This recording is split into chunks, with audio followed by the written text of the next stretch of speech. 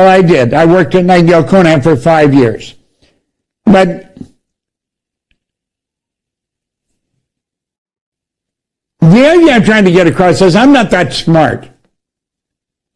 Now, you're going to come across people that are absolutely brilliant. I mean, they could figure you right through a brick wall. I'm not one of those guys. And if you give me a slide rule or something like that, I'm lost. But this, I started and I understood it. I want you to understand it. Now, watch this very carefully. This man, I talked to you yesterday about him, Leland Van der Waal. I want to honor this man. He's gone now, God bless him, and I miss him a lot. He and I were partners in business. We did seminars together. We were so in tune. We were both operating with the same information.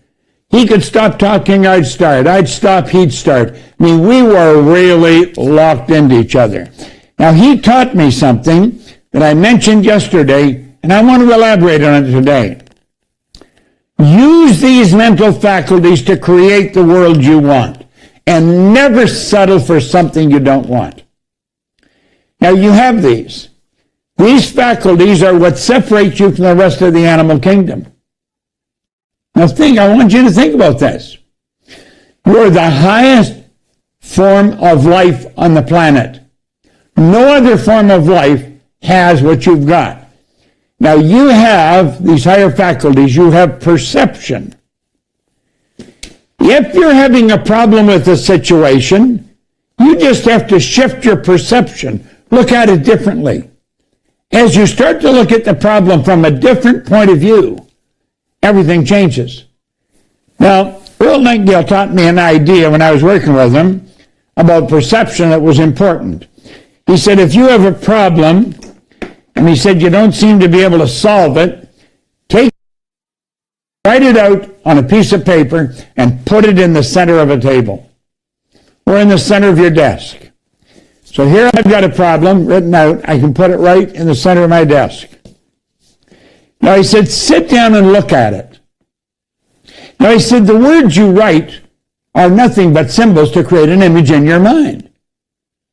That's what's written on the paper does. Then go sit on the other side of the table and look at it from that point of view. Now, I might go to the other side of the table and I'd say, how would Earl Nightingale look at this?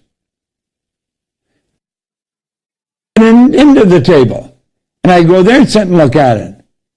And I would say, how would Edison look at this? You'd say, well, you couldn't do that. Yes, you can. You can do whatever you want.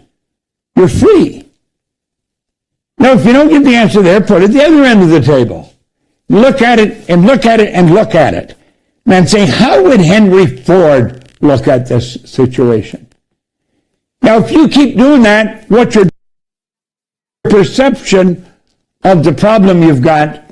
And I guarantee you start to come up with a solution. That's what perception does. If there's something you don't like about a situation, shift your perception on it. And when you do that, the situation will change. Now, look at this for a moment. We go from there to imagination. Napoleon Hill, he said in Think and Grow Rich, he said, imagination is the most powerful, it's the most marvelous, inconceivably powerful force you'll ever know. Now, your imagination will take you anywhere you want to go. Your imagination will take you to the other side of the world. It will take you into a whole new life. And you've got one. Most people are using their imagination against them. They're imagining everything's going to get worse. Start to imagine everything will get better. I have a license plate in my car. Expect. Expect what you want. Expect the situation to change. Now, we're coming back to imagination a little later on. Then you have the will. Remember I quoted Dr. Werner von Braun when John Kennedy asked him what would it take to build a rocket that would carry a person to the moon and bring him back safely to Earth? In 10 seconds, he said, the will to do it. See, von Braun knew, didn't matter what you thought of, you're capable of doing it. We're God's highest form of creation. We're working with energy. Everything's energy. He said the will to do it. See, the will is the mental faculty that gives you the ability to hold one idea on the screen of the mind to the exclusion of everything else. Watch the great golfers. I'm talking about the real good ones. They have highly evolved will. They have the ability to lock in on an idea and nothing can disturb it. Now, I'll tell you how you can develop your will. If you light a candle in a candle holder, I'll put it opposite where your favorite chair is. And every now and then when you sit down, light the candle, sit in the chair, totally relaxed, lock in on the flame. Focus on that flame. See how long you can stay focused on the flame. That'll probably be 2 or 3 seconds, would shatter a family record. But if you keep practicing this, your mind will wander. Don't feel bad. Bring it back. You're developing a will. That gives you the ability to focus. Do you know what happens when you do that? You create power. See, there's energy flowing to and through you. And when you focus, you're giving power to that energy. Let's look at it this way. Let's suppose I'm in a dark room. I'm in a dark room. There is a sign on the wall opposite me, but I can't see it. Now, let's suppose I light the candle. There's light in the room now. I can see the sign, but I can't read it. Why? Because there's not enough light. Let's suppose I take the same amount of candle light and I put it in some kind of a focused situation, a flashlight. And I'll take the flashlight and I'll hold it and I'll focus on the sign. I could read every word. Now what did I do? I marshaled all that energy, focused. And that's what the will does for you. It brings all your energy to focus on something. Now let's go to the next one. Your memory. Do you know there's no such thing as a bad memory? Everyone has a perfect. I've on a number of occasions. Harry Lorraine has the best trained memory in the world. I worked with him one time in Toronto. He memorized Time magazine flying from New York to Toronto. When he demonstrated using the magazine in Toronto. It was phenomenal. He had a partner, Jerry Lucas, who had been a famous basketball player. Anyway, he, for a time, was running seminars in San Francisco, teaching people how to memorize the Bible. We had a man come over to a seminar that we were doing here in Toronto, one of the Matrix seminars, and he was a psychiatrist from Saudi Arabia, and he was teaching people to memorize the Quran. Now imagine memorizing the Quran, memorizing the Bible. Well, you've got a perfect memory. It's just that it needs developing. Every one of these faculties are perfect. It just needs developing. Then you have another one. You've got intuition. Now, I have been working for years at developing my intuition. And I'm getting very good at it. But I know I can get better. Now, what is intuition? Intuition is a mental faculty that enables you to pick up vibration and then translate it in your mind. So in other words, you can pick up what somebody else is thinking and translate it in your mind. You can pick up the energy from another person. If they shift their energy, you will feel it. This is very, very powerful. You communicate through intuitive measures. Now, you see, when we take our telephone and we can communicate, I mentioned earlier, in Kota Kinabalu in Malaysia, from Albany in New York, you could do that without the telephone. You could do it with your intuitive mind. And you're doing this. Every now and then you get a feeling you should call somebody. And as you think of it, the phone rings. They're on the line. See, they were thinking of phoning you. You picked that thought up. You went to act on it. They acted on it first. That's your intuition. You have the ability to develop that. And last but not least, we have reason. That gives us the ability to think. Thinking is the highest function you and I are capable of. Now, unfortunately, all the way through school, nothing is taught on that. What are we told? Will you look at this? Will you listen to what I'm talking to you about? And it's all just our sensory factors. Do you know that your little friends that are running around on 4 legs, they can see, hear, smell, taste, touch. But they don't have all these other higher faculties. I think you want to start developing them. Now, stay with me here, because as you start developing these, everything changes. See, it's all about the mind. And we talked about this yesterday, and we'll talk about it again. It's your marvelous mind. You have one. Now, you may be looking at your results today and you think, well, I've never really done anything. But you can. Start now. Just start now. Don't think you can't. Understanding the laws governing the mind, if you want to harmonize with the money frequency.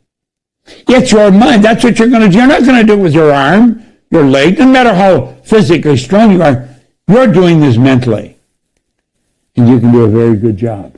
Now, I mentioned yesterday that all the teachers I've had, they all help me focus on my mindset. I have a very strong mindset.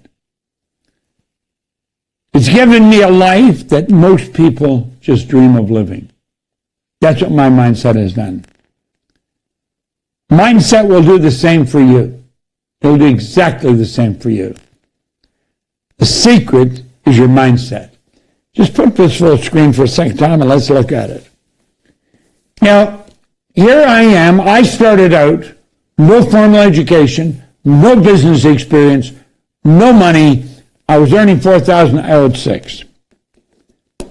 In less than 5 years, I went into an office cleaning business. Now, why did I do that? I did it just to earn some money.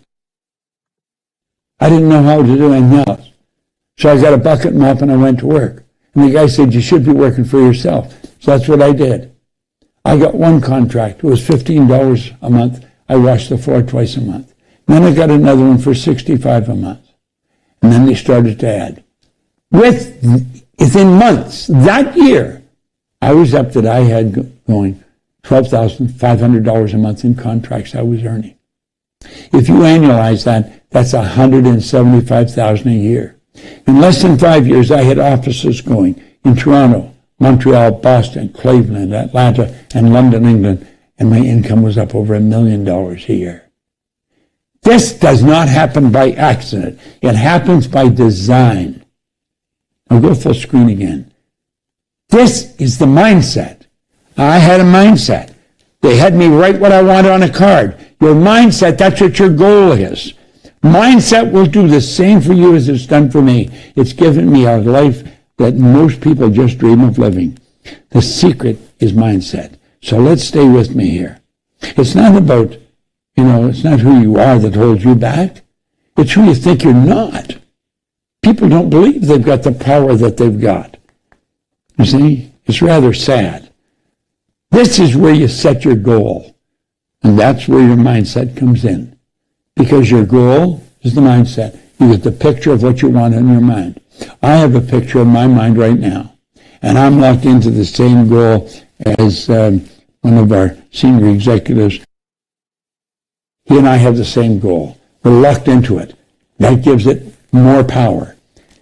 Now, we're only limited by weakness of attention and poverty of imagination. So let's get our imagination going, and then let's focus. Let's really focus. Now, I'm going to run through a couple of things, then I'm going to get into vibration with you. When you talk about goals, this is where most people operate. They operate with an A-type goal. An A-type goal is something you already know how to do. And people are doing it, it's just a repeat performance. They do the same thing over and over again. I remember talking to a fellow one time, he said his goal was to get a new car. I said, well, that's pretty good. And I said, what kind of a car you got now? I think he said a Ford, something like that. And I said, how long you had it? He said, about 4 years. And I said, how old is it? He said, 4 years old. So I said, what you're telling me, you got a new Ford 4 years ago? And he said, yeah. I said, well, you see, you've known how to do that for 4 years. That's not a goal.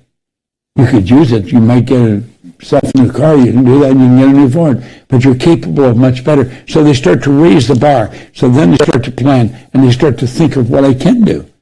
So you think, well, if I did this and I did that and I did this and so, then I could do this. Well, what you're doing here, you're doing something you already know how to do again because you planned it out in your mind. Where do you want to go? Now look at this. I want you to look at this carefully. You want to go up here. You want to go what I want. That's where fantasy comes in. And that's why you knock it down. This is something you don't want to knock down.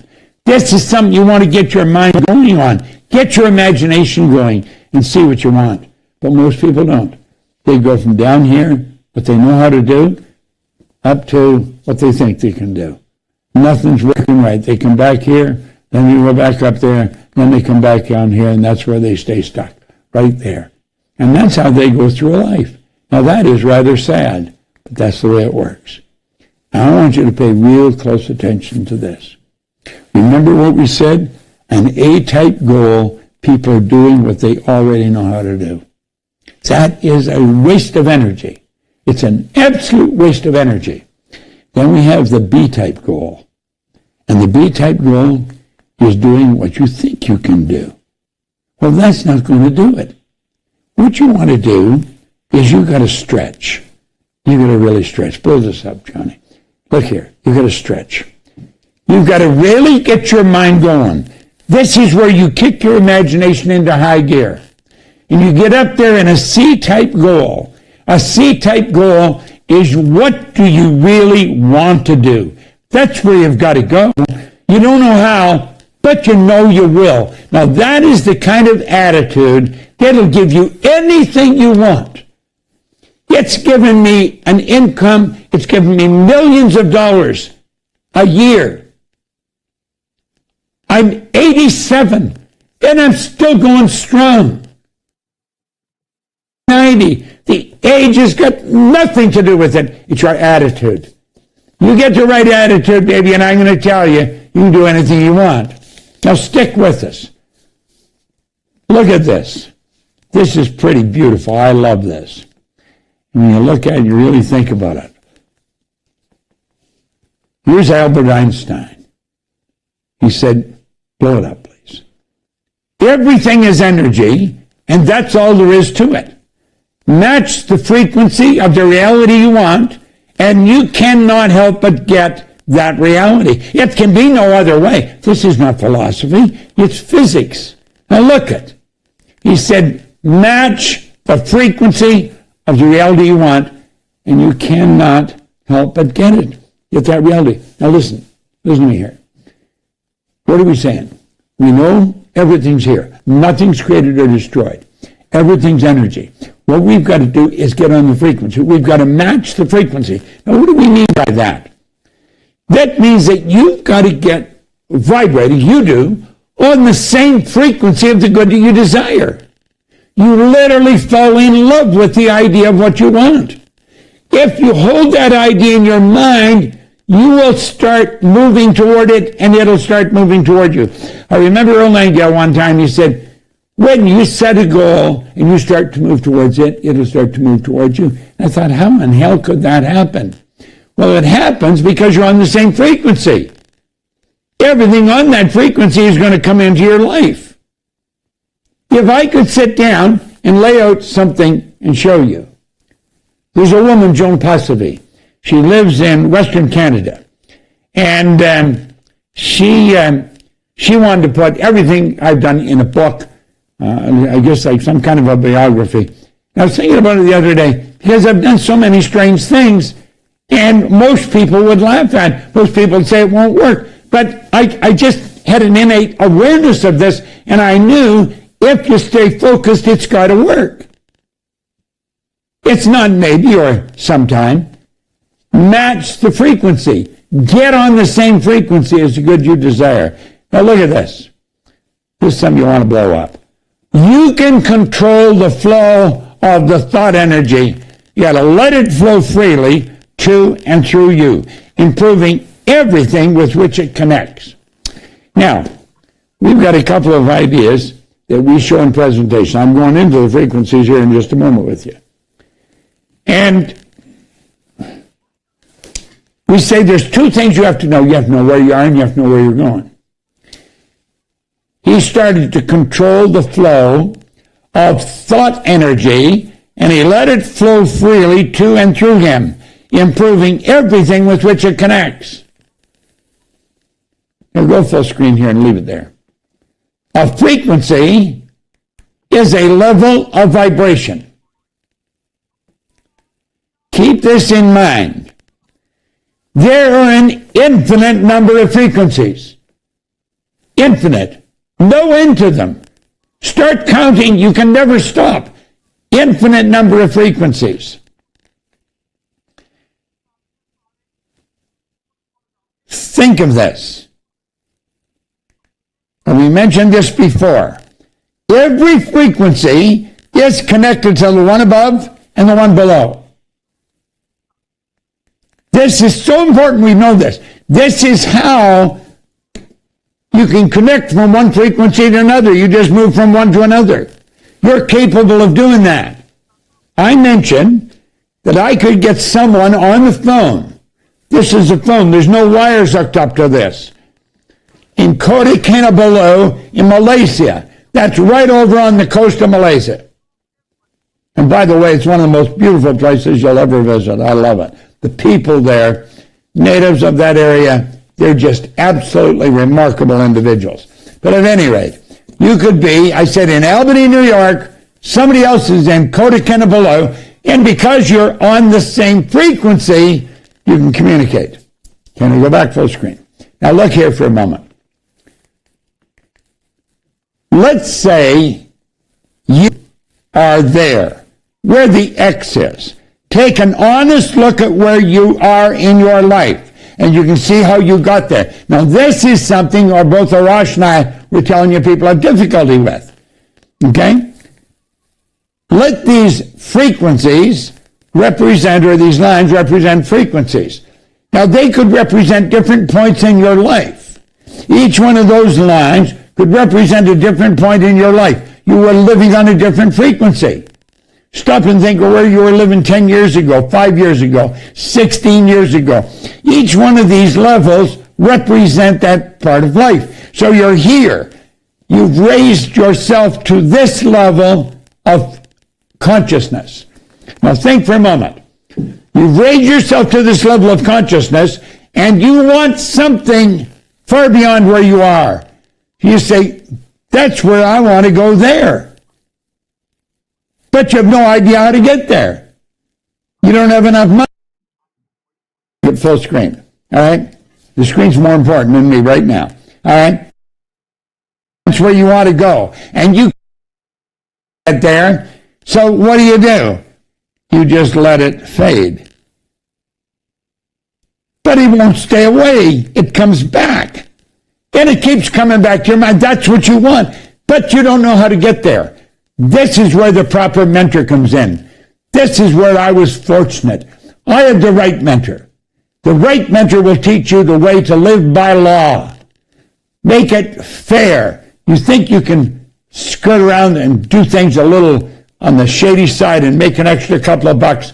You're wasting your energy. Keep your energy focused. That's where you want to go. And we've got to keep this in mind. To move to a much higher frequency of thought, you must first consent. In other words, that means you've got to decide. I can't do it for you. As much as I would like to, from my brother, my sister, my aunts and uncles, my nieces, my nephews, my grandkids. This is something I would like to do for almost everybody I know. When I see them struggle, I'd say, God, I'd love to do this for you. But you can't do it. You've got to do it for yourself. Move to a much higher frequency. You've got to consent. And then you have to adapt to the ideas and feelings the new frequency represent. Do you remember when you changed schools? The energy was different. You had to adapt to the new frequency. Do you remember when you started in this new company? You didn't know anybody. You'd hear people look and say, that's the new guy. That's the new girl. You had to adapt to the new frequency. Adapt to the feelings, the ideas. Now keep thinking. At the suggestion of a move, your paradigm will instantly put up a huge battle. And it will continually fight you. You must take conscious control over the paradigm, remove and replace it. You see, the paradigm is that idea that's in your subconscious mind. It started to be built in there when you were a baby. But before that, before you were even born, it was being built. At the moment of conception, the genetic joint was connected. You see, all mom's DNA and all dad's DNA came together, and that created your DNA. So that's part of your paradigm. It goes back right into your parents' and your grandparents' family. This is very powerful. Paradigms are powerful. Try and change a paradigm. It is difficult. A paradigm is our habitual way of looking at life, our habitual way of living.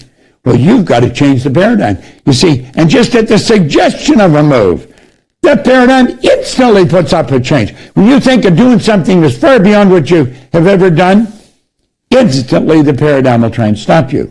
So here you are here, and that's where you want to go. What we got to understand is there is a place. There is a place. You see, that isn't just sitting out there by itself. The good you desire is a frequency. Where's your money frequency? That's a frequency. That's the new building you want. That's the new dress you want. That's the new car you want. That's the new house you want. That's a summer. That's a trip you want to take. It's something you see in your imagination. But I'm going to tell you, there's a frequency that matches with it. You've got to get your energy in harmony with that. Now look here for a moment.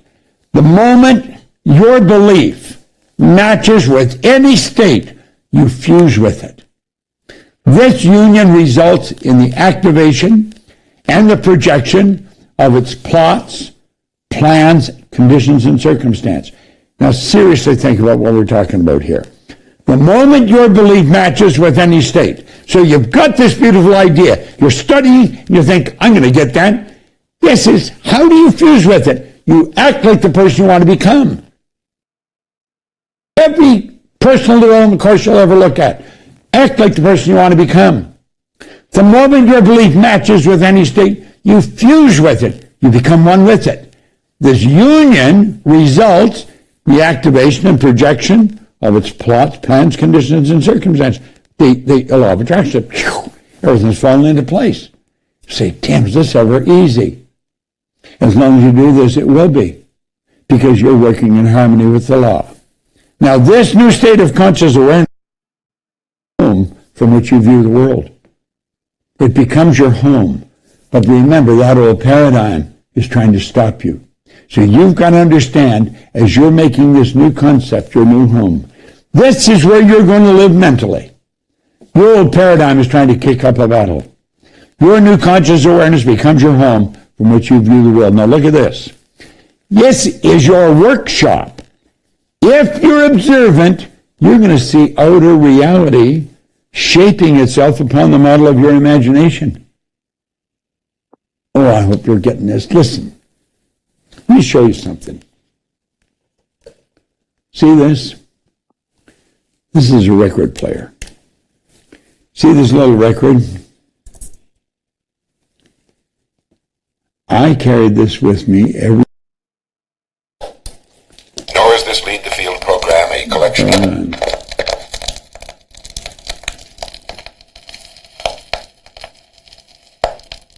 Hello, this is Earl Nightingale. In this recording, the magic word is the first of 12 you'll receive in this series titled How You Can Lead the Field in the Modern World.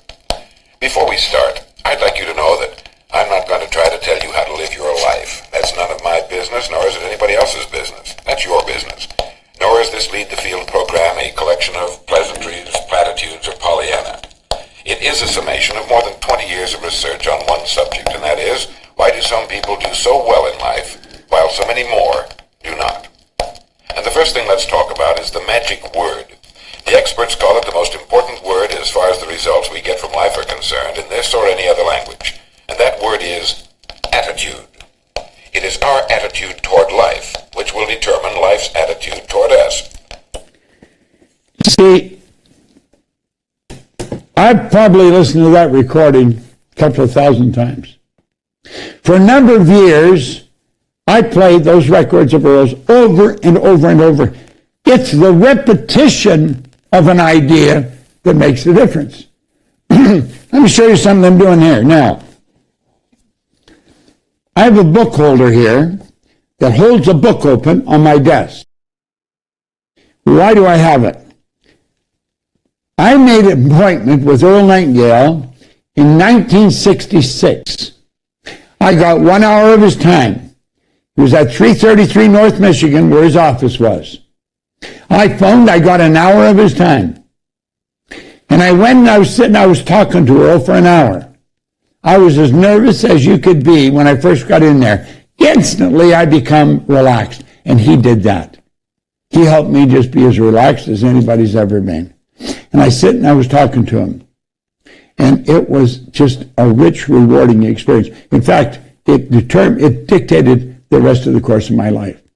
And I'll tell you about that in a moment. Now, at first, I saw this on his desk, and I said, Earl, what is that? And he says, it's a book holder. And I said, well, what do you do? And I said, he said, well, I keep the pages open so I can read it. And I said, well, if you want to go to the next page, you're going to have to keep moving those things. Isn't that a little inconvenient? He said, I don't want to go to the next page. He says, I stay on this page until I see I'm doing what he's talking about. I said, what? He said, I keep reading this until I see myself doing what he's talking about. Now, I'll tell you why I'm at this particular page right now. We're talking about the Wright brothers. We know they were the first one, 2 bicycle mechanics that put the first plane in the air. So the lesson to be learned,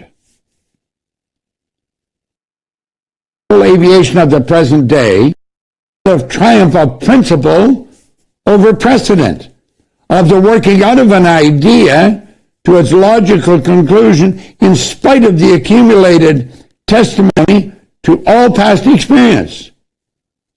To the contrary, and with such a remarkable example before us, can we say that it is futile to inquire whether by the same method we may not unlock still more important secrets?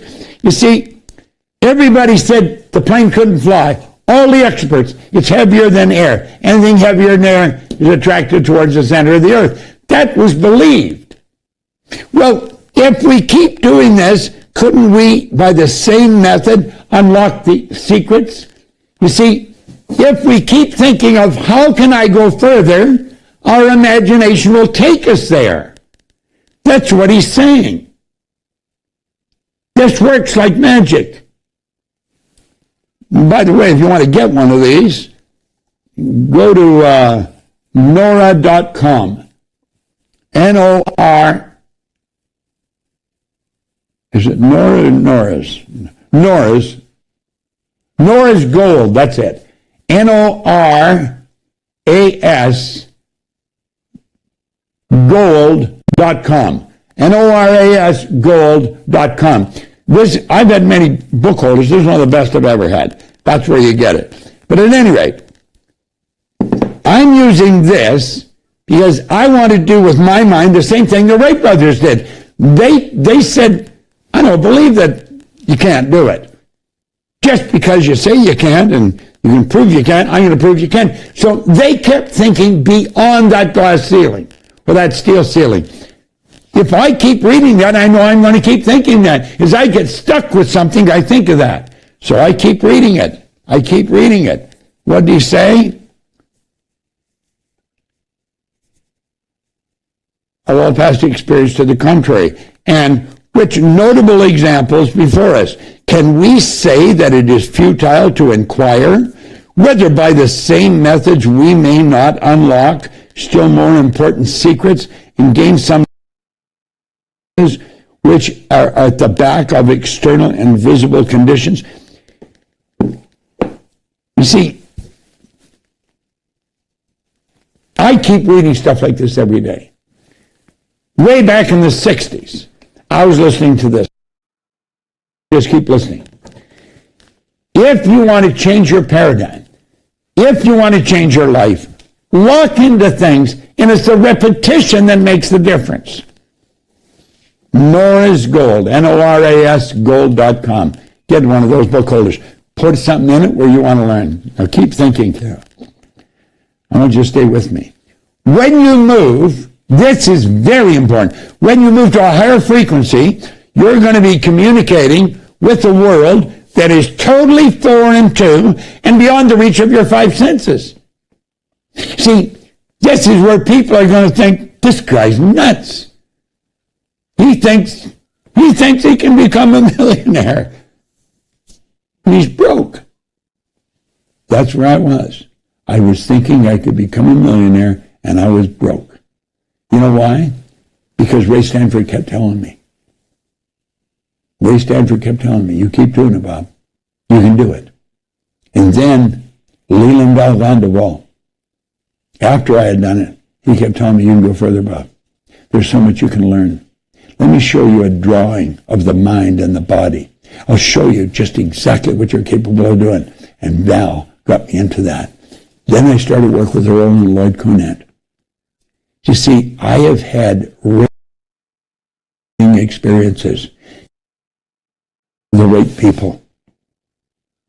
When you get with the right people, broaden your view, your perception of what you're capable of doing. There's no end to it. But you're dealing with a world that's totally foreign to and beyond the reach of your five senses. You're talking about things you're dealing in the imagination and the intuition. You're not going by what you see, hear, smell, taste, touch. You got to move to the higher frequency. And when you do that, your world will change. This. Look at the change.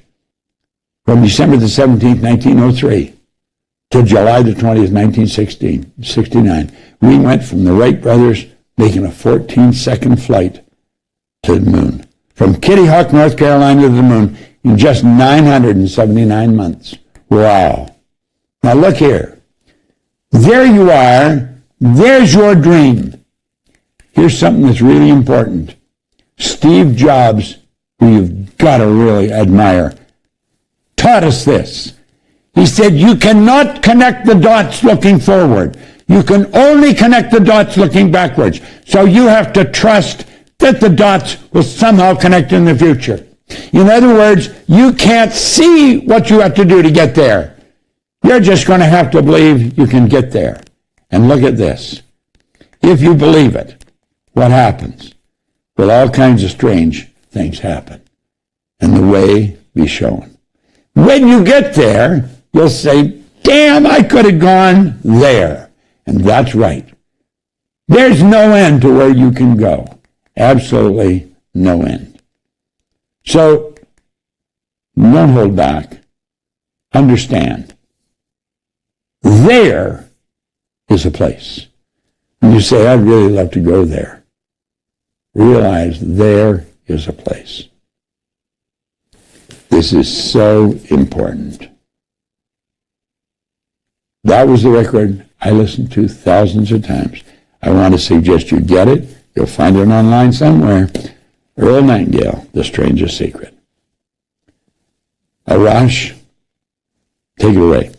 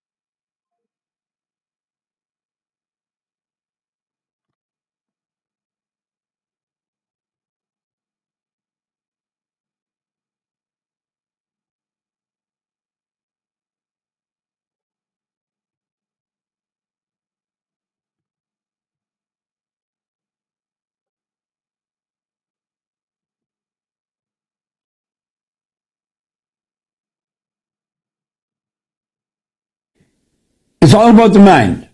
That's really where it's at. It's happening in here. And it's got to happen inside first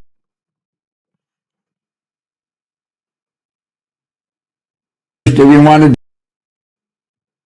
to happen outside at all. Some people are waiting and waiting. I haven't got anything. I haven't got anything. And they're whining and crying and, and they're waiting for it to come. What they don't understand, what's coming is a reflection of what they're seeing inside. Most people let what's happening now control what they're thinking. They don't like it, and they're waiting for it to change. It'll never change.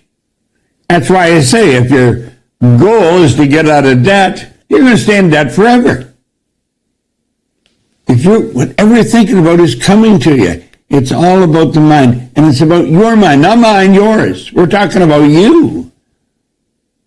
What's happening in my life has to do with my mind. But if we're talking about you, it's all about your marvelous mind.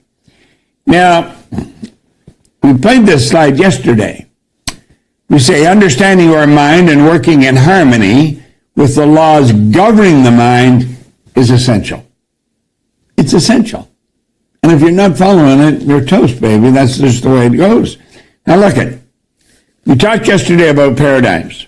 Let's stop and think about what it is. It is a program. You have programs in your computers. You have a program in your phone. There's all kinds of programs in this phone. Do you know there's more power in this computer that's in this phone than the rocket that took the first astronaut to the moon? There's more power in here, in this phone. Think of what we're working with. That's the change that's taking place since then, you see. Well, just the same as the power in here works, or the power that's pulling these slides up on the screen with me, you've got programs in here. And it's controlling your bank account. It's controlling the health of your body. It's controlling your relationships. It controls everything in your life.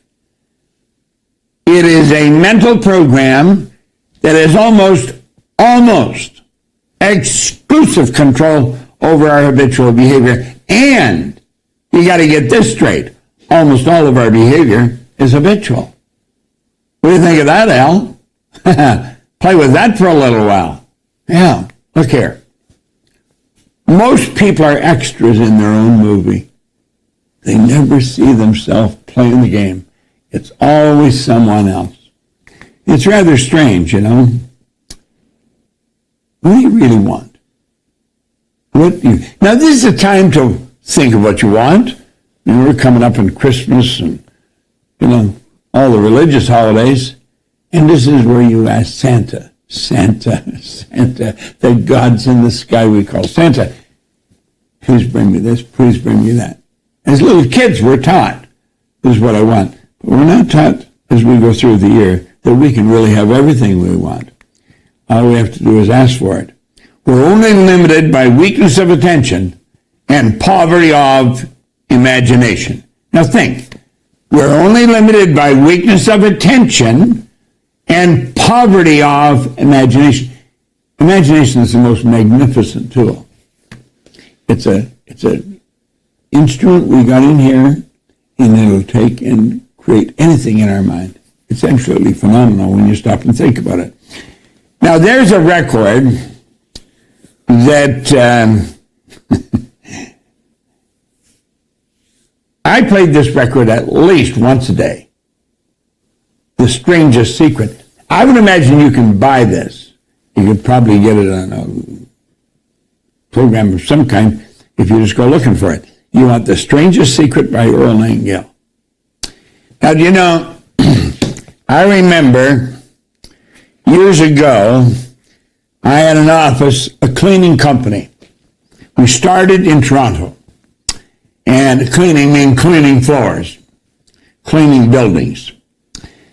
And I would have people come in at 6 o'clock in the morning, the sales staff. And we would sit and listen to this entire record. I'm not sure how long it is. It's probably, 40 minutes, something like that. But every morning, 6 o'clock, every morning, we did it for ages. I had one guy that, he got out of the Air Force and he came to work with us. And whenever I played that record, he got so angry with me. And I thought, you'd think this guy, if he would listen to this, it would control something inside. But he didn't listen to this. He did not listen. He listened to the voice inside, the old paradigm. Man, he eventually quit and he went back in the Air Force. Yeah. He's gone now. God bless him. Take care of him. All right? Listen, if you can get a hold of this record, get it. It is 40 minutes of the best philosophy. I was wondering how long it is. I've been saying this 40 minutes for years. 40 minutes, the best philosophy you'll ever find. It's absolutely incredible. Now look here for a moment. Really look closely at this. This is you. You are a mass of pure energy. Like everything, you function on frequencies. And you can experience greatness. All you have to do is get on a great frequency. And you're controlling the frequencies. Because this is so good. Now look at. We played this before. Let's look at the mind and paradigms. Because this is where attitude is. Now you see, if you're letting it bother you that, well, didn't you play this yesterday? I did play yesterday. And for myself, I played it the day before and the day before and the day before. Now look at. I earned millions of dollars, literally. I'm really a pretty happy guy. I'm 87. I'm still going strong, and I'm living exactly the way I want, doing what I want. And it's because I listen to this all the time. It's the repetition. Just take my word and do it. Now look it. It's about your mind and your paradigms. Dr. Thurman Fleet was very involved in the healing arts and holistic health. He stated the mind is an activity, not a thing. It's an activity. No one has ever seen the mind. In order to gain clarity and eliminate confusion, I'm going to create an image that we can work with. See, if you're trying to work with something you don't have an image, then everybody's going to build a different image. So we're all operating with different images and trying to get the same result. It ain't going to happen. So I said, I'm going to make an image of the mind. No one has ever seen the mind. Mind is not a thing. It's an activity. It's vibration. That's what the mind is. Mind is activity. It's actually the interchange of ideas in your mind. All right? That's what mind is. Now look at. He said, let this represent the mind. And he took and he divided the big circle into two parts. And he said, we will make the top half of this big circle the conscious mind. And right above the conscious mind, you have the subconscious mind. And the mind operates and expresses itself with and through the body. The body is the instrument of the mind. Now, I have put this, every time I show this for the first time, I have put this statement on. This is the most valuable idea I have ever learned. Ever in my entire life. Now, it's about this idea I want to talk to you about. I'm going to play a record. I want you to listen to this record. This is very valuable. This is a record. Okay? Hello, this is Earl. The magic word is the best for people. What, please? Hello, this is Earl Nightingale, and this recording, the magic word, is the first of 12 you'll receive in this series titled How You Can Lead the Field in the Modern World. Before we start, I'd like you to know that I'm not going to try to tell you how to live your life. That's none of my business, nor is it anybody else's business. That's your business. Nor is this Lead the Field program a collection of pleasantries, platitudes, or Pollyanna. It is a summation of more than 20 years of research on one subject, and that is, Why do some people do so well in life, while so many more do not? And the first thing let's talk about is the magic word.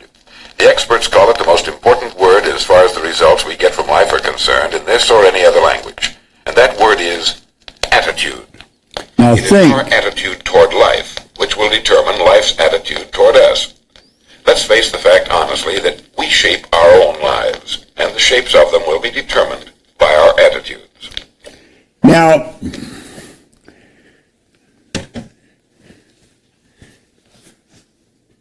I literally laid the foundation for my life, the way it is today, listening to these records. As he said, there's 12 of them. I literally laid the foundation for the life that I enjoy today. I have a phenomenal life. I'm telling you, it's an enviable life. It is so good, and it keeps getting better. I would listen to these over and over and over again. Now, this is, it's one of the best. This is a program that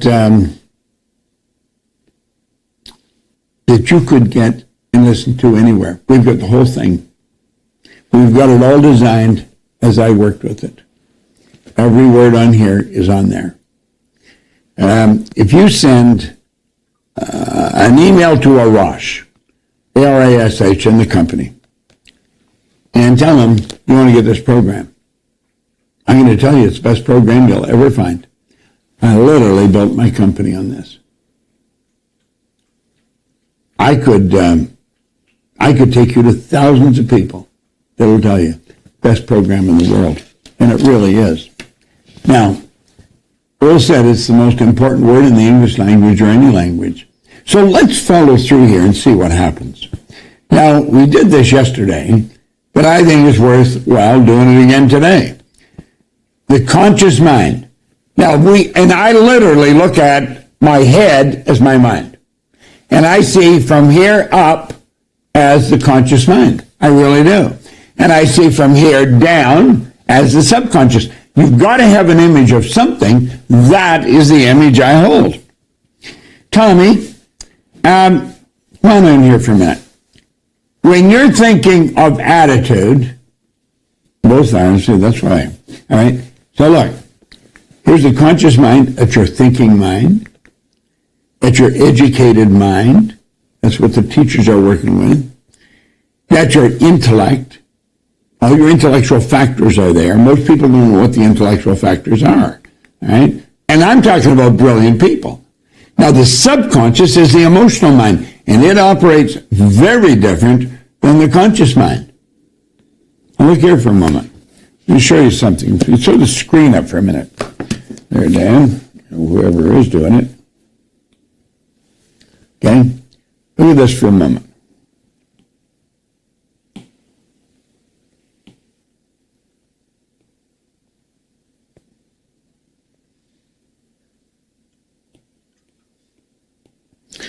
Now, if you are holding an image of this, when you're working on what you want, you start out here and you build a picture of whatever it is you want. I don't care what it is. Doesn't matter what it is. Anything you want. And then you take and you plant that picture in the garden of your subconscious mind. Now, when you do that, you turn that into a desire. Now, desire comes from the Latin deicere, to give birth to the children. This is the child you're going to give birth to. Now, when you plant that there, I'm going to show you what happens. This part just disappears.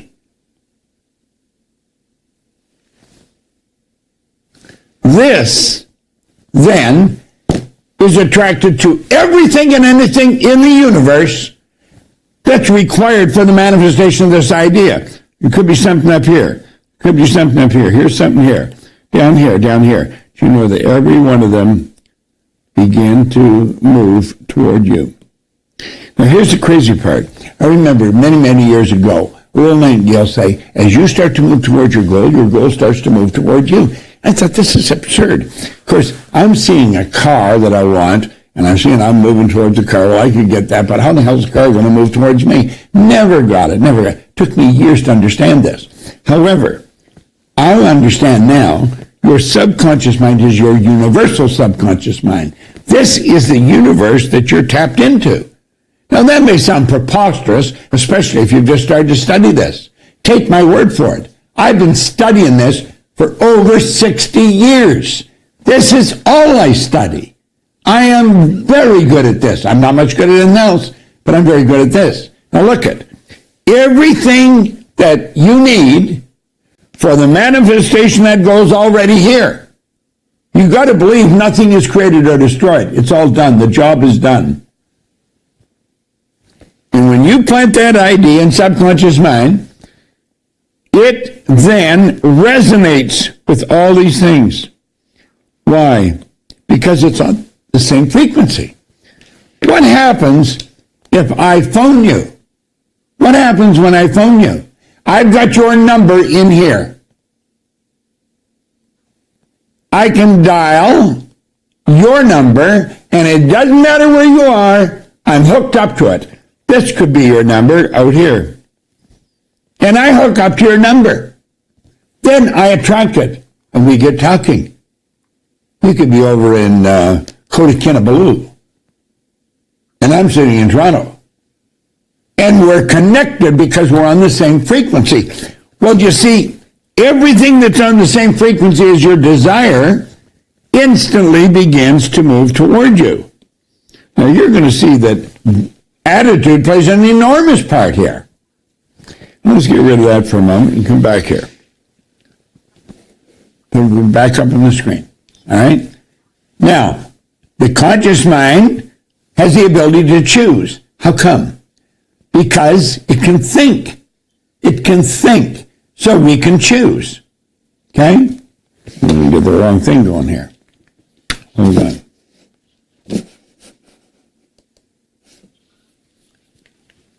There.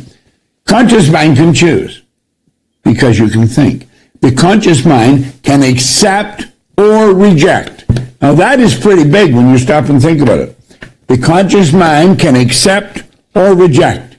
When some dumb idea comes your way, you don't have to accept it. When somebody said something crazy, you can reject it. You don't have to accept what people say. And you don't have to tell them that you rejected it. Just think this dummy and reject it. Okay? Now here's something else about the conscious mind. It has the ability to originate. You are a creative being. You are God's highest form of creation. Now let's look at the subconscious. It operates totally different than the conscious mind. It must accept everything you give to it. That sounds pretty wild when you stop and think about it, but it must accept. Why? Because it cannot reject. It has no ability to reject. And get this, it cannot determine the difference between that which is real and that which is imagined. When you start using your imagination, subconscious mind accepts it as real. That's why we're God's highest form of creation. That's why our mind works the way it does. We are truly God's highest form of creation. You have an imagination. Such a magnificent tool. It really is. So let's look now. Just with that information that we've got. Here we are here. Today. Not when I first heard this. Not when human fleet first thought of it. It's today. And there's ideas from social media, from other people, and from Netflix. It's pouring into our consciousness. And we're listening to it and we think, this is garbage. Absolute garbage. If I let this into my subconscious mind, I'm doomed. So what do? Get out of here. And I can make it go away. Just, but you know something? Most people don't do that. You know what their problem is? They don't think. Albert Schweitzer, the great doctor from Africa, he was visiting London. This is right at the start of The Strangest Secret. He was one of the reporters was interviewing him, asked him what the problem was with men today. He said, the problem is they don't think. They don't think. You see, instead of telling that stuff to get out of here, you know what they do? They leave it inside and look it. When they're not thinking, their subconscious mind's wide open. It goes right into their subconscious. And the subconscious cannot reject it. You see why it's such a mess? Why can't it? Because of the paradigm. Now, how did this actually happen? How did the paradigm get built? Well, let's take a look at it. We'll close the window here, and we'll come over here. This is you as an infant. This is how you arrive. But let's talk about before you arrive. Let's talk about, we'll go back about 280 days at the moment of conception. Okay? Now think. With a little bit of energy from mom and a little bit of energy from dad, come boom, together, that forms the nucleus of you. All mom's DNA, all dad's DNA joins together. Now it becomes your DNA. Do you know that there's genetic strains that go back for generations? We don't even know how far it goes back. And that's all built into you. It's all built. It's going to determine where you're going to go and what you're going to do. This is absolutely wild when you think about it. I've been thinking about it for a long time. I see so many things my sister does. I think, my God, she's just so much like mother. But you know something? I see things I do. They're just so much like mother. Yep, we get programmed. The subconscious mind, when we arrive, has a program that's already written. It came from mom and dad, their mother and dad, their mother's mother and dad. It goes back and back and back a long way. And here we are now. We've arrived on the scene, the little mind wide open, and everything that everybody's talking about is going right into the subconscious mind. And of course, they're in the same environment and hearing the same thing. Do you know that almost all welfare recipients are third and fourth and fifth generation welfare recipients? Now think of that. Almost all welfare recipients. They're just waiting for a handout from the city. Because their parents did, and their parents' parents did, and their parents' parents' parents did. It's rather sad. And they generally congregate in one area of the city. This is pretty wild when you think about it. Now here we are years later, doing very much the same thing. Why would we do that? Well, in the subconscious mind, the paradigm is built. So let's look here. The conscious mind, okay, deals with wants.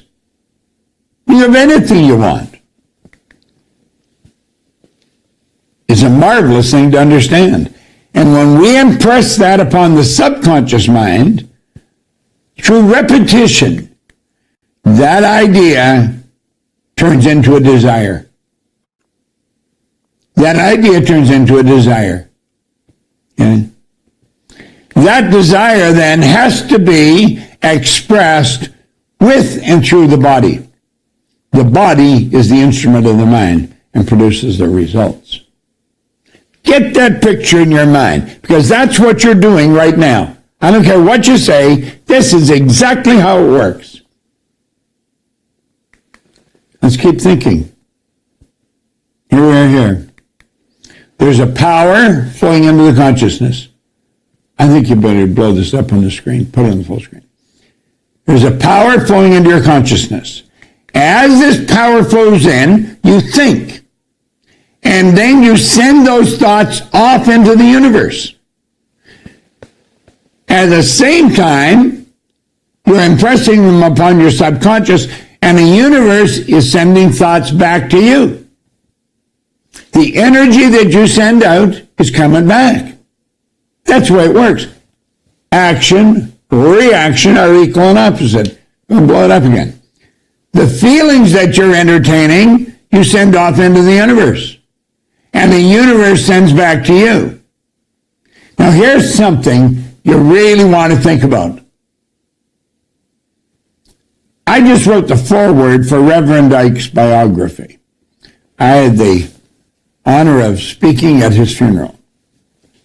Reverend Ike was an absolutely brilliant human being, I believe. And he made it very clear, if you can think something and you can feel something, then you can have it.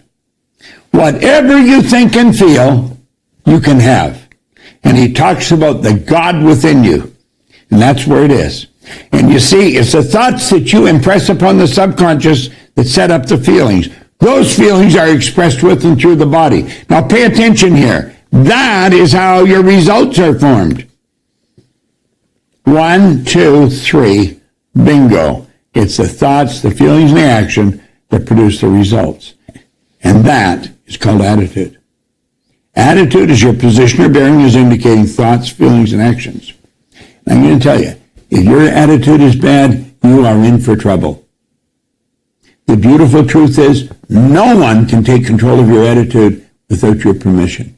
You have the ability to deal with the attitude yourself. You actually do. Yet it's a beautiful thing to understand. Attitude is the most powerful word in this reigning language. It's our thoughts, feelings, and actions. And no one can take control of that away from you. Now, you may have a paradigm that leaves the control to somebody else.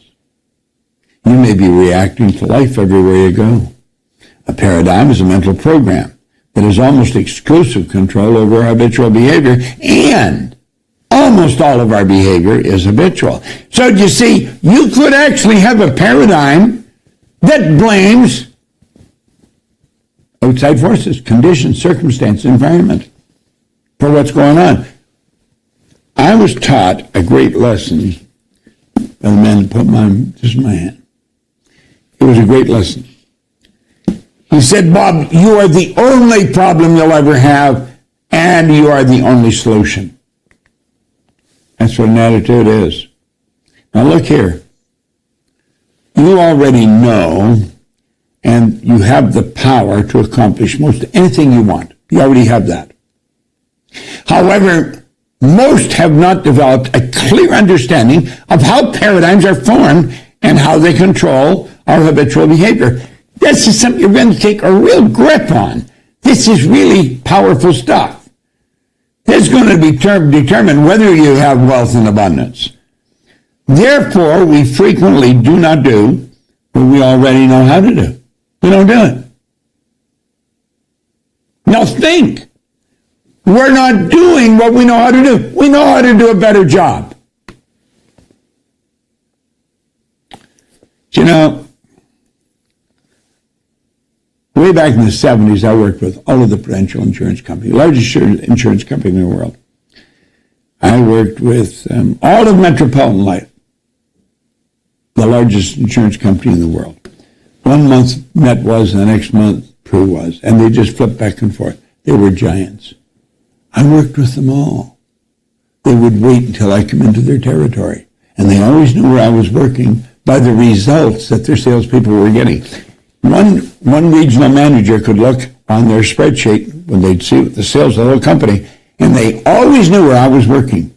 But you know what I did? I just worked on this.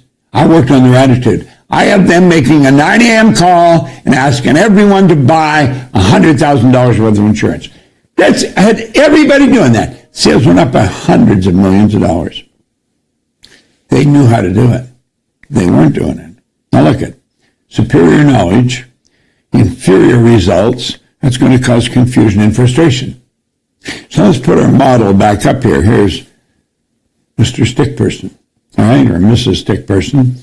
Now this, you've got all this knowledge in your conscious mind. They're smart as anybody you'll ever meet. You talk to them and they're brilliant.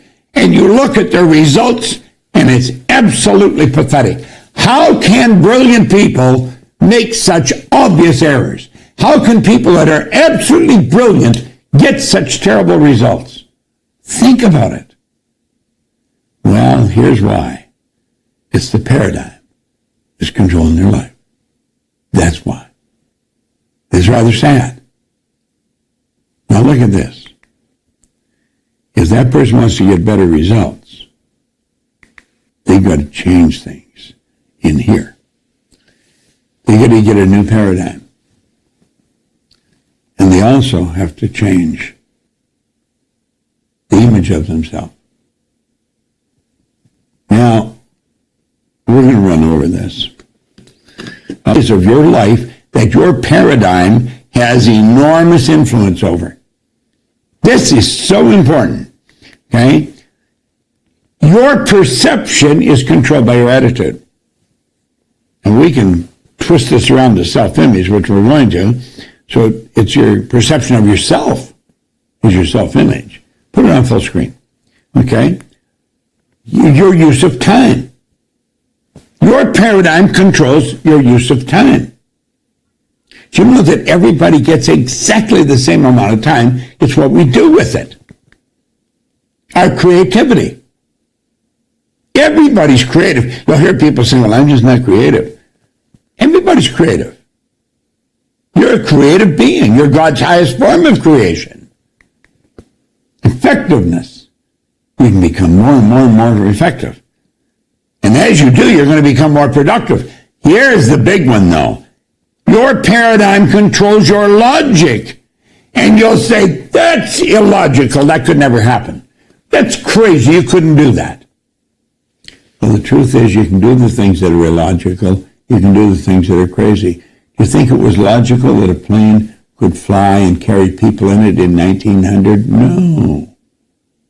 Not in 1901 or 1902. It wasn't until 1903 that they actually got that thing off the ground. Now, you see, everybody thought it was illogical. And then it was an attitude because they were up for 14 minutes. And somebody says, yeah, but you're only up for 14 minutes. Maybe it was 14 seconds. And they said they were only up.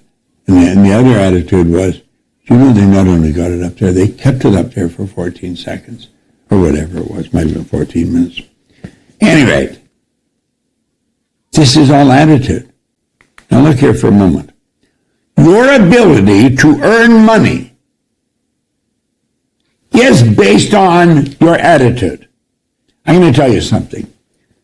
And anybody who knows me will say, this is true. I am very good at earning money. I have studied earning money now for 60 years. This is an important subject. You say, well, what do you need all the money for? I don't. You give it in other areas.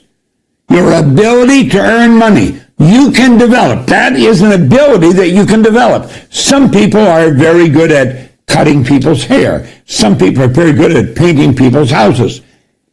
Listen, you become very good at earning money, and you can do all kinds of good in the world. I'm very good at it. I've been good at it for a long time. I learned very early how to earn money. Now look it. It's almost like you're boxed in these areas, okay? Take the walls down, you can go where you want, but they don't. And so we put this wall up all around. They go to change their use of time. I'm going to get up earlier. 3 days later, they're right back into the same slot again. Why? Paradigm. They find a way they can be more effective at work, and they know if they're more effective, they're going to increase their income. But then they find that a couple of days, they're doing the same old thing. Your perception never changes, always looking at it the same way. Now look at it. When you make up your mind that you are going to change your paradigm, you're going to change it, those walls come down. Now, look at when the wall comes down, everything starts to improve. This is a beautiful thing. It really is. When you imagine, I want you to just imagine how your entire life will change as you begin improving any and all of these areas of your life. The change is going to be huge. And get this, it's permanent. You see, I didn't go back. When I started to study this, I didn't go back. I stayed here. I like this better. I didn't go back mixed with the people who are always complaining, always losing. I stayed with the people who are always winning.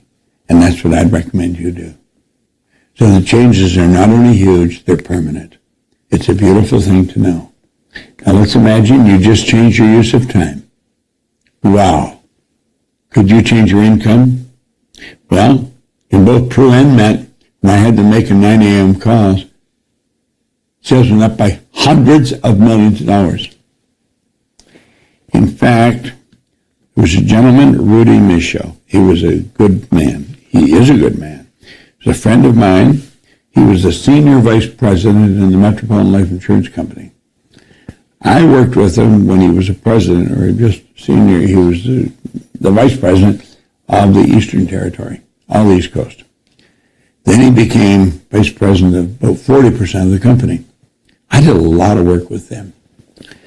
Now I'm going back to the early 70s, mid-70s.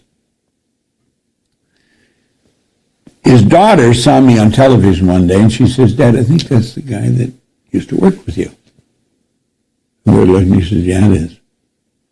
So he sent a message to our company, and one of the administrators in the service area got it and sent it on to me and asked if I would phone him. He said, "Bob, I just wanted to thank you for the good work you did for me 25 years ago." Not too many people get a call like that.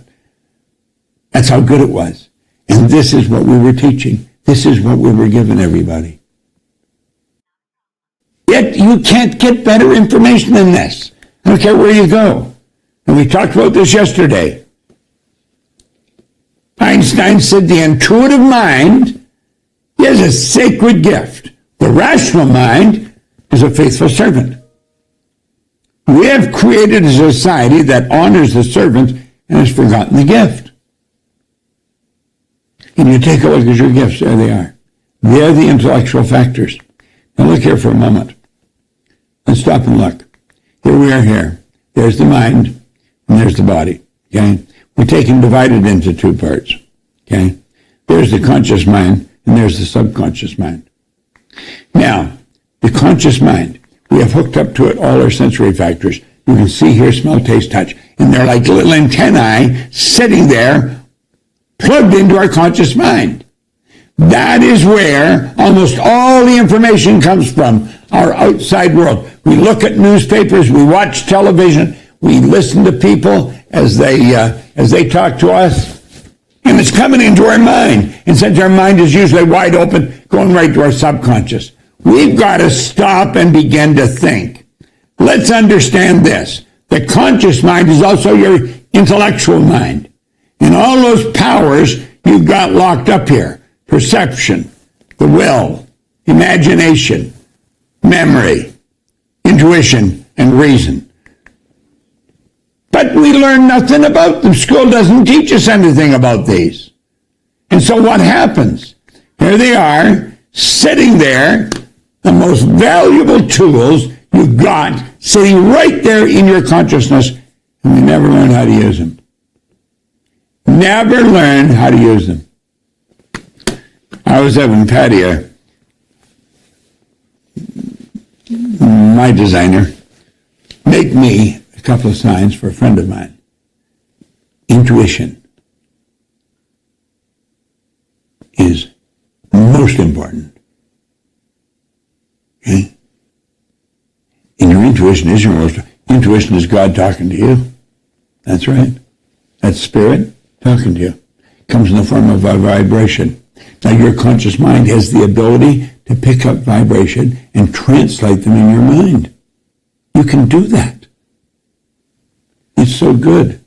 Do you know, I can walk by a person in a hotel and I can tell you exactly what they're like.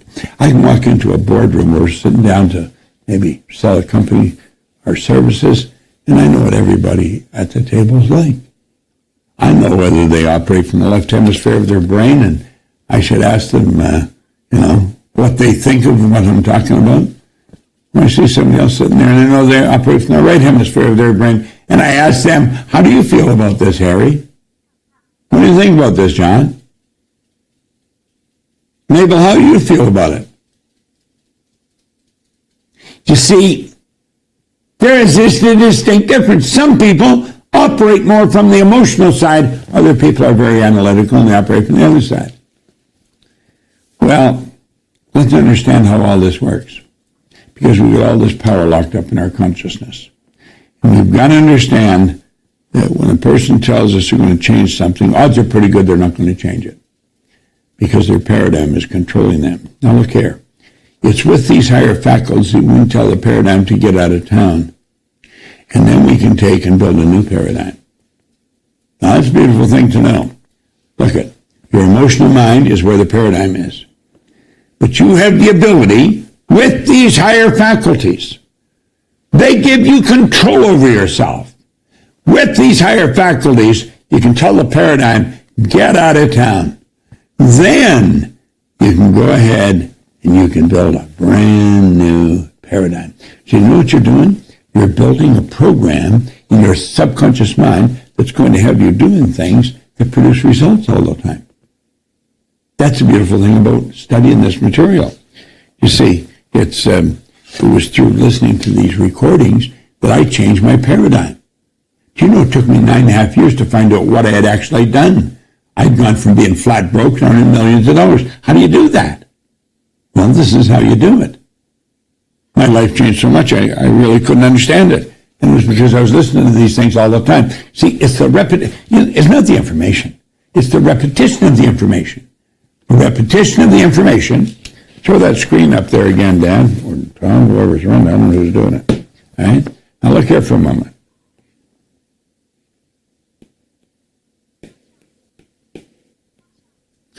When you take an idea and you keep hitting it, and you turn it into a desire here. Remember what I said? I pointed out when you planted it there, you were opening your mind to something pretty powerful.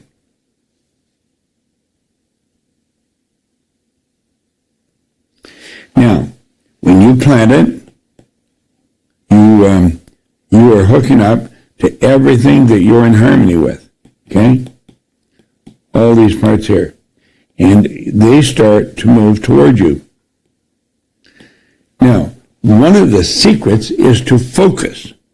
You want to focus on that idea, and you want to stay emotionally involved. So you continually give energy. See, there's a power flowing into your consciousness. I'll take that one and put it out of the way. Okay. And now look, there's power flowing into your consciousness, always. It never stops flowing into your consciousness. Okay? And you make ideas. Well, the repetition of you planting that idea over and over and over gives the idea more power. The more often you focus on that idea, the more power you give to it. The more power you give to it, the stronger the attraction becomes. The stronger the attraction becomes. Focus is really the key. Let's suppose there's a sign on that wall way over there. It's about 20 feet away. And I want to read that sign, but I can't read it because the room's dark. So I get a candle and I light the candle. I may be able to see there's a sign there, but I couldn't read what's on it because there's not enough candle power. But let's suppose they turn the candle power into a flashlight. That candle power then is focused. It's dedicated and is disciplined. Then I can read everything on the sign. So do you see, it's important that you keep listening in the repetition. Okay?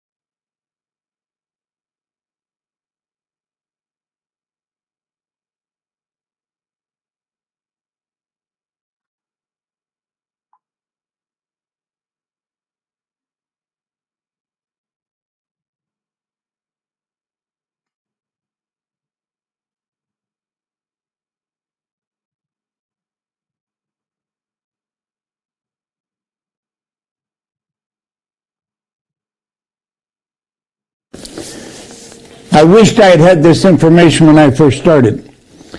When I first started to study this, it would make such an enormous difference. Because people are always asking, well, how? Why? What? I mean, they're forever trying to figure out, how do you really get what you want? And most people don't really believe they can have what they want. It's rather sad, but they don't. Now, the truth is, if you can tell me what you want, I can show you how to get it. You may say that's a rather arrogant statement, but it's really not.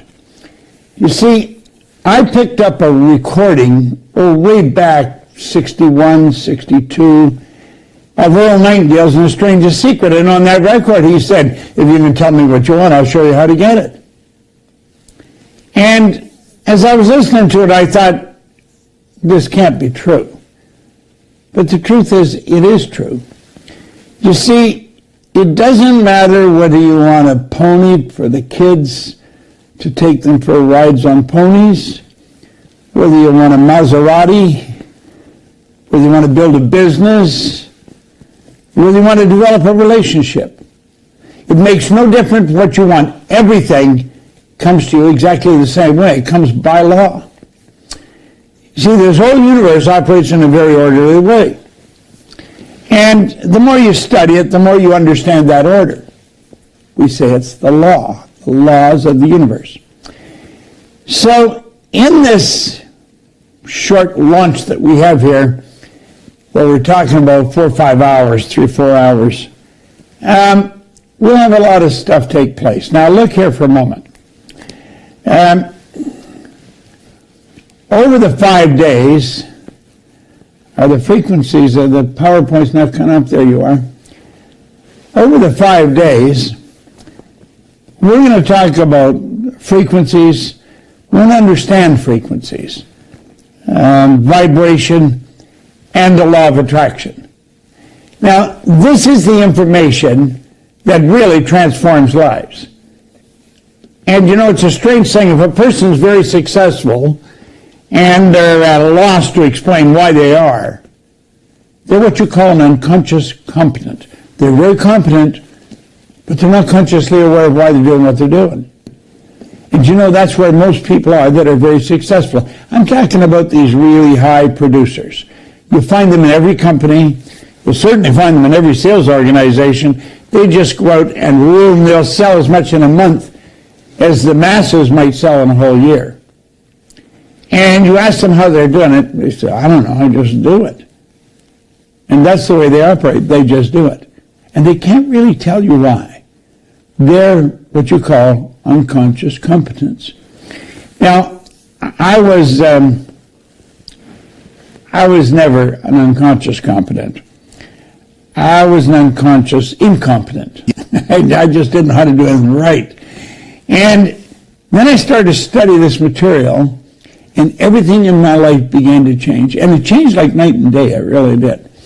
And I learned then, I had 4 or 5 mentors that were just absolutely extraordinary. They were super serious students. They knew how to make it happen. They did make it happen. And they were very much into teaching others how to make it happen. And they were my teachers. They were my mentors. And they literally changed the course of my life. Now, they not only changed the course of my life, they showed me how and why my life was changing. See, if a person's an unconscious competent, they can't even pass this on to their children. And frequently you'll find the parents super successful and the children are just sort of lost. You think, how does that happen? Well, the one person is doing something, the other person, they can't teach it because they don't understand what they're doing. They're doing it unconsciously. It's just a habit. So as we dig into this, you're going to find that we're, I think, calling it connecting the dots. We will be connecting the dots. Now, what are the dots? Well, let's look at it this way. I think everybody wants to earn more money. If you don't have enough money to live the way you want to live, you're in trouble. You're not going to live the way you want to live. If you don't have enough money, you can't do many of the things you want to do. See, money is the medium of exchange we use for other people's products or services. Most people, there's a shortage of money. It's estimated that only 4, 5, 6% of the population really understand how to earn money. Now, once you understand how to earn money, you crack the code, you've got it, you'll just keep earning it. It's, as a matter of fact, it's rather simple once you understand it. Anything's simple if you understand it. You remember the first time you get in to drive a car? I remember the first time I got in the car to drive it, it was a standard gear shift. We had the clutch and the brake. Now, some people don't know anything about clutches. Anybody's getting into a car now, unless they get a standard transmission, they would know what I was talking about. Well, I had the car jumping all over the place, people screaming. It took a long time to get that down, so I learned it. After I learned it, it was rather simple. Anything is simple if you understand it. If you don't understand it, it is not simple. Earning money is not a simple thing for most people. You watch some people laboring. You'll see them in, we spend time in Arizona, and Arizona's sitting right in the center of the desert. I mean, it gets hot there. And you'll see people working on the street, tearing up the road and putting new road down, putting new street. Hard labor. And in this burning heat. You wonder, how do they do that? I don't know how they do it because I've never done it. But they'll tell you it's not easy to do.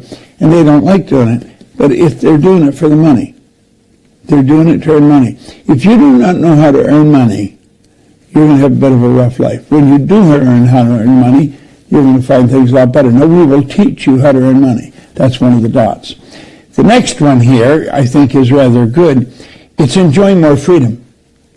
You see, we live in a climate of freedom, but we're not free. You know, in the Korean Wall in D.C., in Washington, D.C., in the United States, carved right into the granite on the wall, it said, freedom is not free. That stuck in my mind when I saw that. Freedom is not free. And it's really not. Most people don't enjoy freedom that they could enjoy. You know, we talked a minute ago about earning money. If you don't have any money, you're not free. If you have some money, you've got the opportunity to be. But freedom to do the things you want to do when you want to do them, with whoever you want to do them. Now, this last one here, now there's probably many more, but when you connect these, begin to live the life that you are designed to live. Do you know that you're God's highest form of creation? I want you to think of this for a moment. All the little creatures on the planet are completely at home in their environment. They blend in. They operate by instinct, which is perfect. We don't have instinct. We don't blend in. They do blend in. They're completely at home in their environment. Do you know we're totally disoriented in our environment? You and I are totally disoriented in our environment. We don't blend in. That is because we had instinct removed and higher faculties put in their place. The perception, the will, reason, imagination, memory, intuition. We'll talk more about those later on.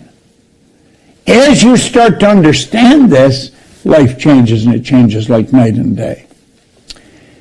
Do you know, you're wondering what you're worth. We say before the atomic age, chemistry professors used to say that a person's worth, from strictly a chemical standpoint, was about $32 on the going market. Hard to believe, isn't it? But that's strictly from a chemical standpoint, and that was before the atomic age. See, things have changed. Now let's look at this. You are a spiritual being. You're a spiritual being. Can we blow this up full screen, Tom? You're a spiritual being.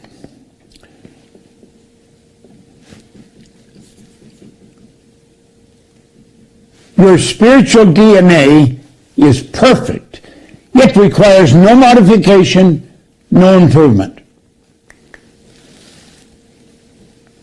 Your spiritual DNA is all-knowing. That means knows everything, has all the knowledge, is all-powerful, has all the power. You may be wondering, what the heck is this guy talking about? I'm saying you have all the knowledge there ever was or ever will be is within you. And you have all the power. All the power you need. It's like Emerson said, do the thing, you'll get the energy to do the thing. And it's ever present, doesn't matter where you are.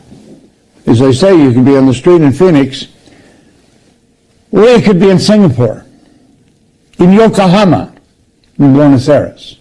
Doesn't matter where you are, that power is there. Now keep thinking. This is the real you.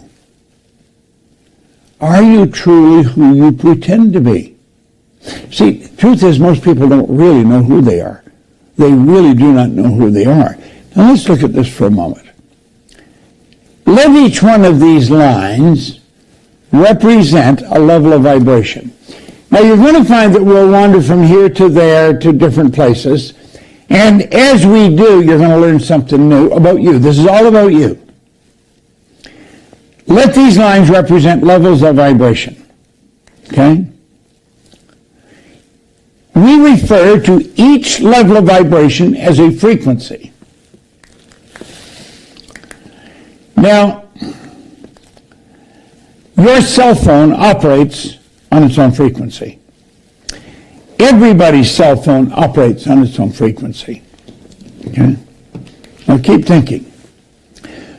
When you get on another person's frequency, you'll run with them and magic happens. Thanks, Tom. You could move those back and forth if you would. Thank you. All right. Now, think about that for a moment. It doesn't matter where you are. If I have your number in my phone and I hit send, bang, like that, your phone will ring. Now, you may be in Buenos Aires and I could be in Toronto. We're connected because we're on the same frequency. See all those lines? There's an infinite number of frequencies. Let me explain it another way. When I was a young boy, we didn't have a phone. We did not have a phone. I remember when we first got a phone. It was black. They put it on the wall. And the number was Oxford 3137. And when we got on that phone to talk to somebody, the voices kept getting fainter and fainter because it was what you call a party line. There was probably 50 people that are all in the same frequency.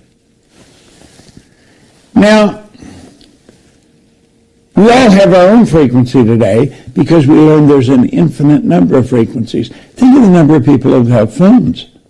They all have their own frequency. Number that have computer, they all have their own frequency.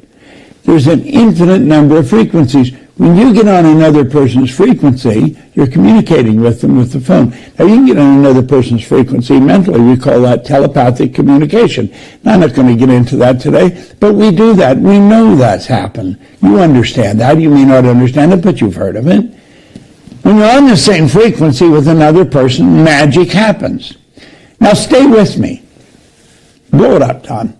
Everything you want is also on its own frequency.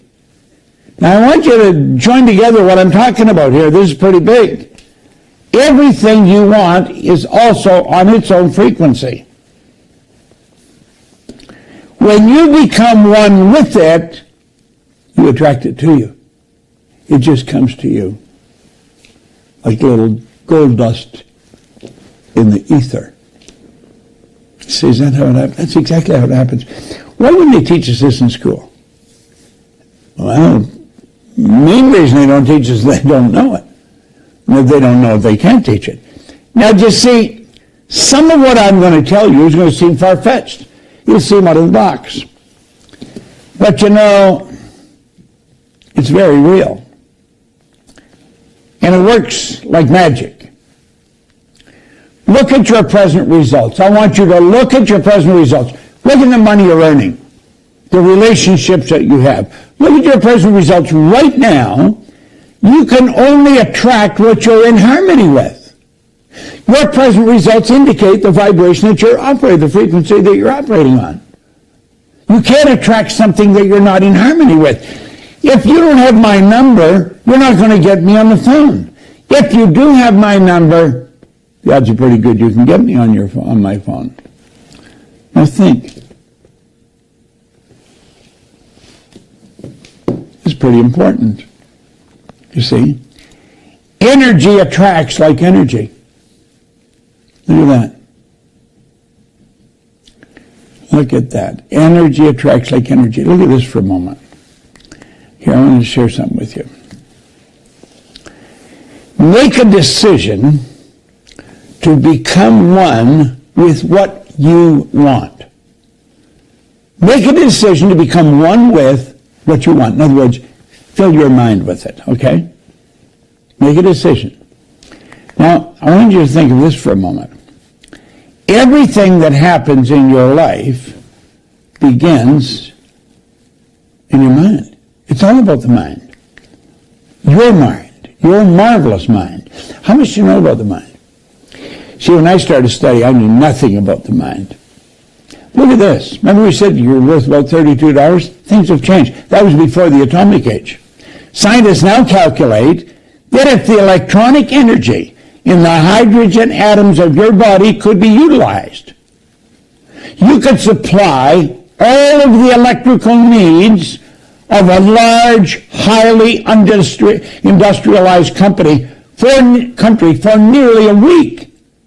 Let me repeat that. Scientists now calculate that if the electronic energy in the hydrogen atoms of your body could be utilized, you could supply all of the electrical needs of a large, highly industrialized country for nearly a week. I mean, I don't know about you, but I can't even get my imagination to go there. It's pretty wild.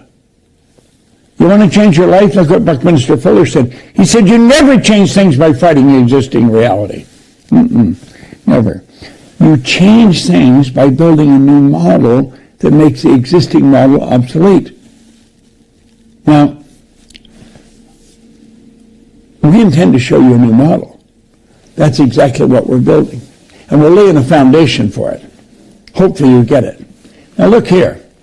A DuPont scientist said that the atoms of your body contain a potential energy of more than 11 million kilowatt hours per pound. By this estimate, the average person is worth about $85 billion. Stock went up, didn't it, from $32 to $85 billion.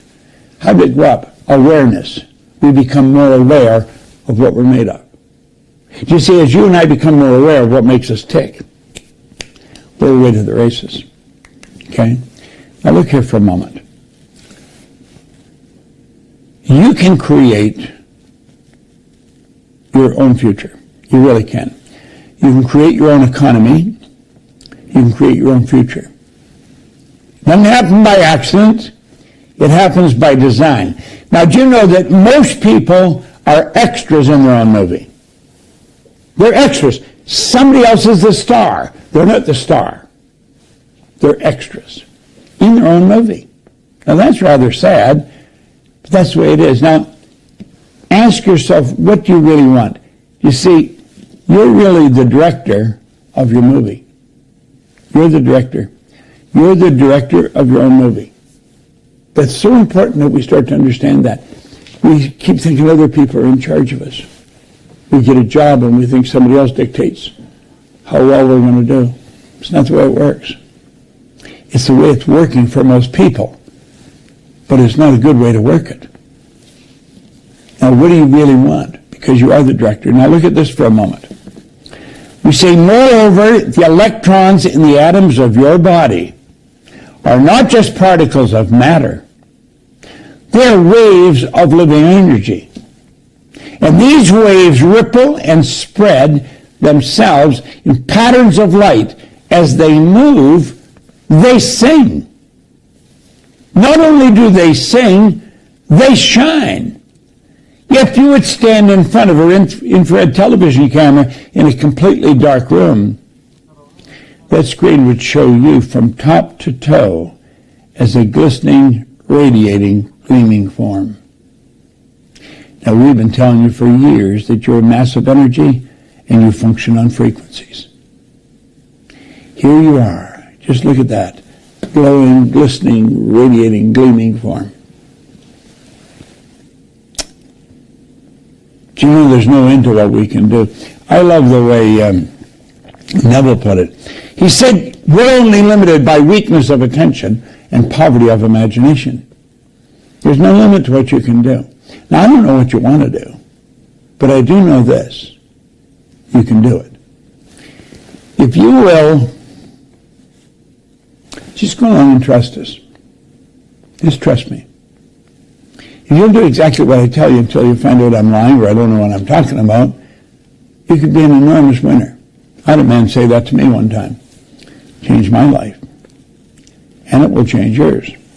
Now, there's two things you have to know if you want to live your dream. So let's look at them. You've got to know where you are.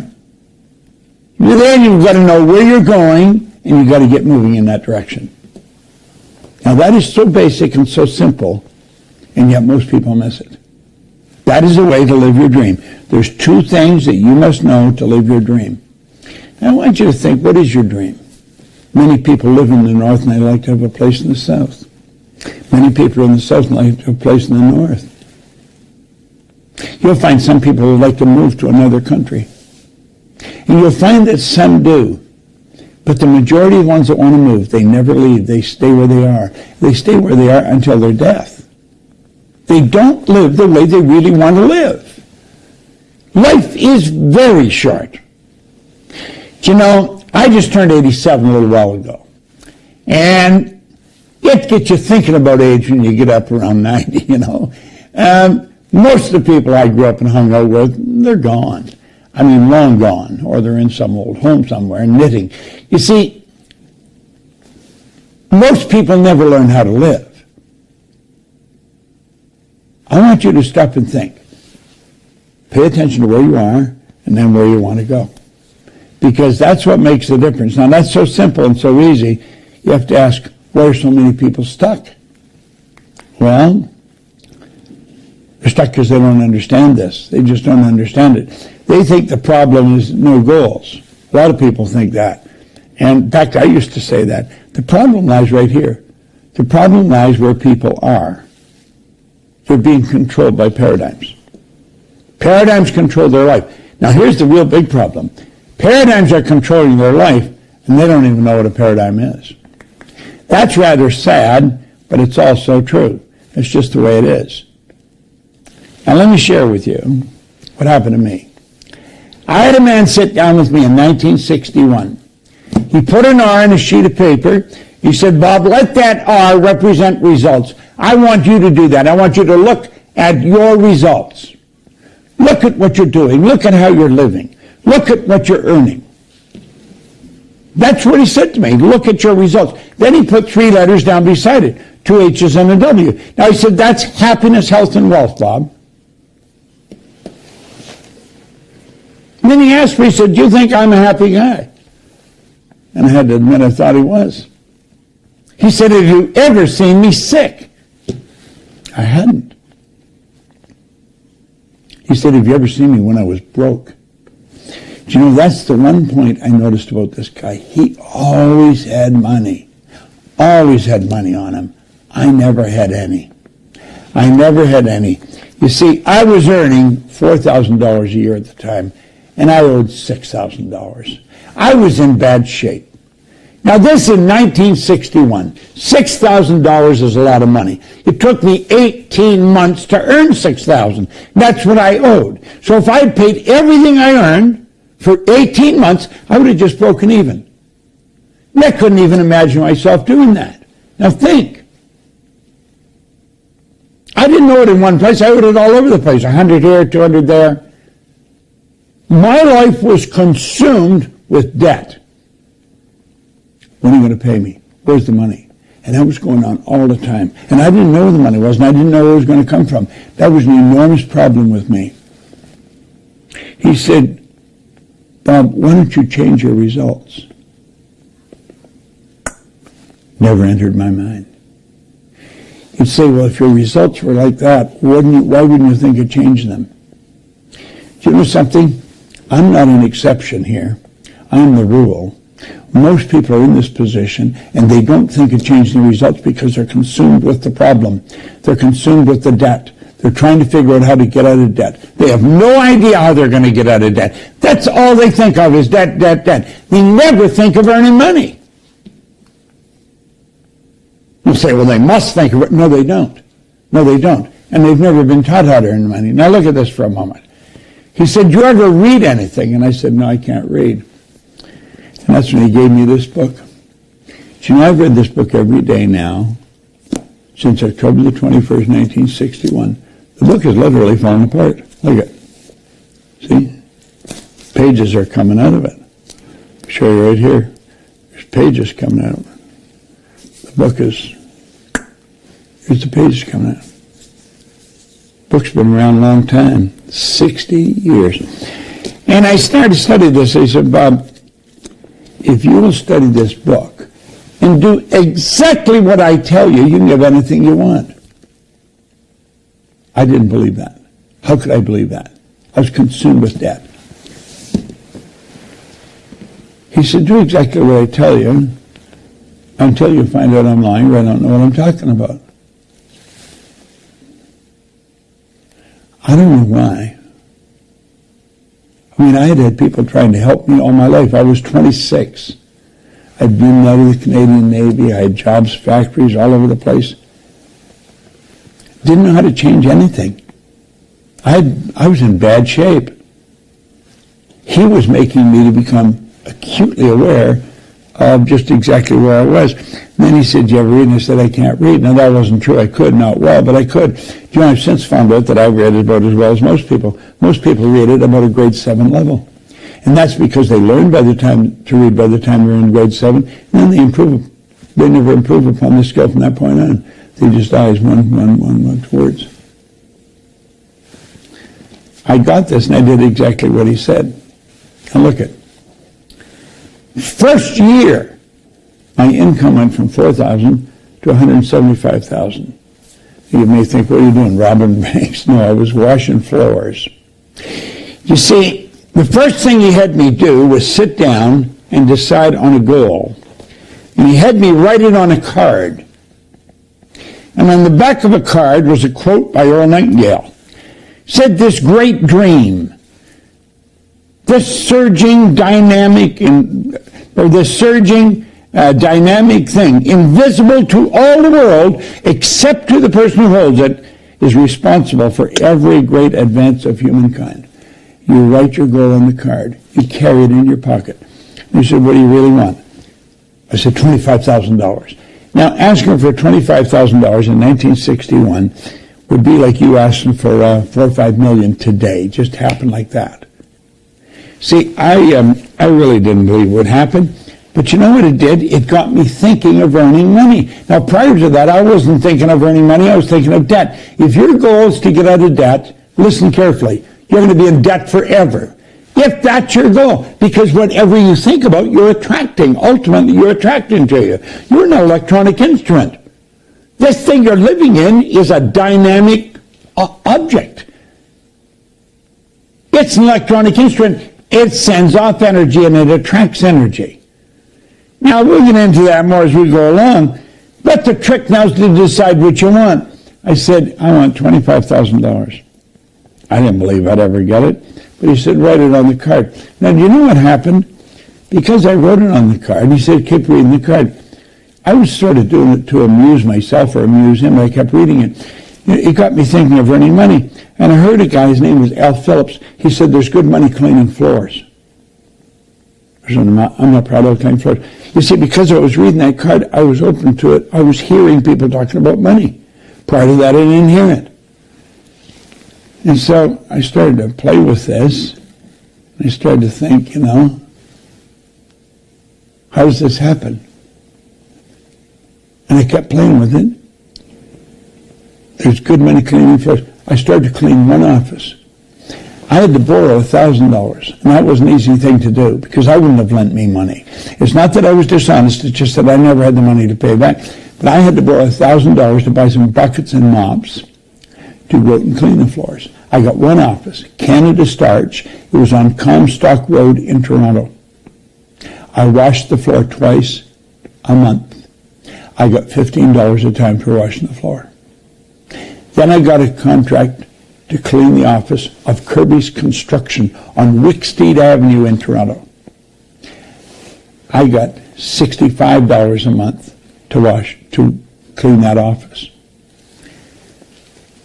Now I'm moving towards 25% of what I was earning. I kept doing this. I got another office. You know, in less than 5 years, I was cleaning offices in Toronto, Montreal, Boston, Cleveland, Atlanta, London, England, and the income